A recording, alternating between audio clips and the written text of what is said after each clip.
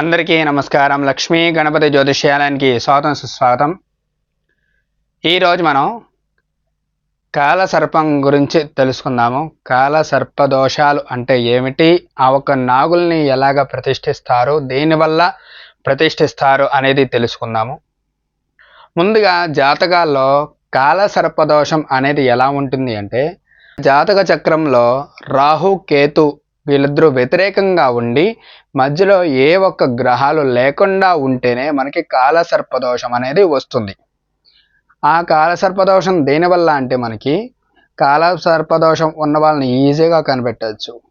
మాటలు మారుస్తూ ఉంటారు, దాని తర్వాత రకరకాల ఆలోచనలతో ఉంటారు, దాని తర్వాత కోపంగా ఉంటారు, ఏ పని ఎప్పుడు చేయాలో తెలియకుండా ఉంటారు, రకరకాల ఆలోచనతో ఉంటారు. దాని తర్వాత ఎక్కడా లేనటువంటి స్ట్రెస్ అనమాట. ఎవరేమంటారు, ఎవరేం చేస్తారు, మనం ఎలా మాట్లాడాలి, ఎలా ఏం చేయాలి అనేది కూడా వాళ్ళు కంగారు పడుతూ చేసే పనులు ఉంటాయి కదా, వాటిని పెట్టే మనం వాళ్ళకి కాలసర్పదోషం ఉందని తెలుసుకోవచ్చు. ఒక విధంగా అలా తెలుసుకోవచ్చు. ఇంకొకటి ఏమిటంటే కుజదోషం. కుజదోషం ఎవరికైతే ఉంటుందో వాళ్ళకి కోపతాపాలు ఎక్కువ ఉంటాయి అనేసి మనం ఇదివరకు వీడియోలోనే తెలుసుకున్నాము. ఇంకొకటి మనకి రకరకాల ఆలోచనలతో పాటు కంగారు మైండ్ అనమాట. డబ్బులు ఇచ్చేస్తారా, వెళ్ళిపోతా.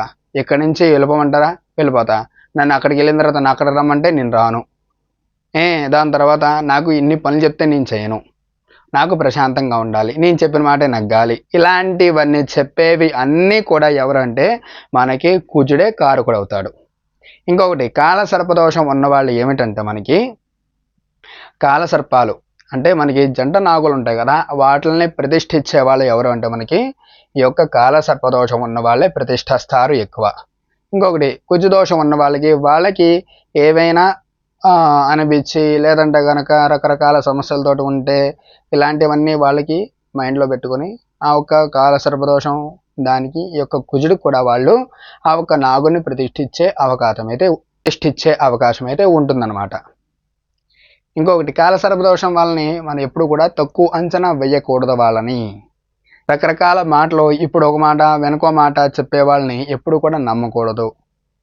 ఇంట్లో మన వాళ్ళు ఉంటారు, రకరకాల ఆలోచనతో ఉండే వాళ్ళు కూడా ఉంటారు. మనలో ఒకళ్ళు ఎవరో ఒకళ్ళు ఖచ్చితంగా ఉంటారు. ఒక కుటుంబంలో ఒకరు ఉంటారు ఖచ్చితంగా. వాళ్ళు కావాలన్నా లేదంటే ఇతర శుభ కార్యక్రమాలు ఏమైనా చేయాలన్నా సరే నాకు ఫోన్ చేసినా లేకపోతే మెసేజ్ చేసినా సరే నేను మీకు అందుబాటులోనే ఉంటాను. లైక్ చేయండి, షేర్ చేయండి, సబ్స్క్రైబ్ అయితే చేసుకోండి. మీరు నాకు ఏమైనా చెప్పాలనుకుంటే కనుక నా కామెంట్ సెక్షన్లో తెలపండి. నమస్కారం.